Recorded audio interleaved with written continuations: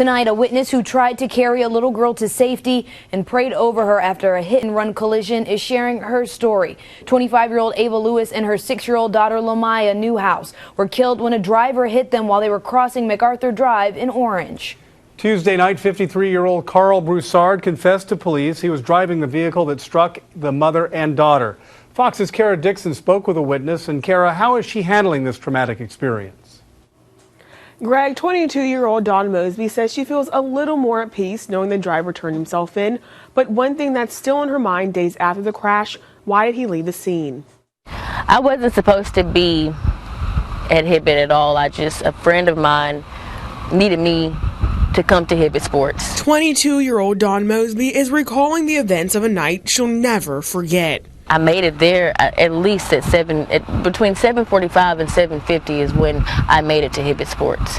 And I mean, within 10 minutes, tragedy struck. Mosby says she was watching a mother and her child trying to cross MacArthur Drive when a driver in a speeding car hit the pair. Without giving it a second thought, she ran into the street hoping to stop any driver from hitting them a second time. I had no time to think, but I saw a woman and a child go up in the air, and when I was in that street, there were no vehicles around, which means that vehicle did not stop.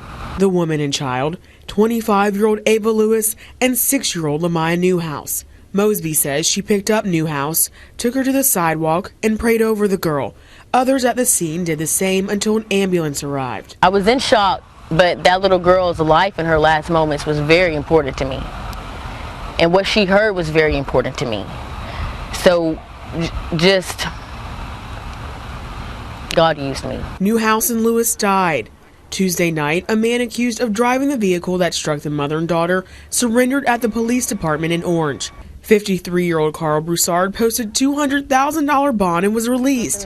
Mosby left with horrible memories of that night. Like, I have to live with holding that baby and thinking about that mother and just not being able to get the mom out the street, not knowing what was going to happen, and that person did not come back.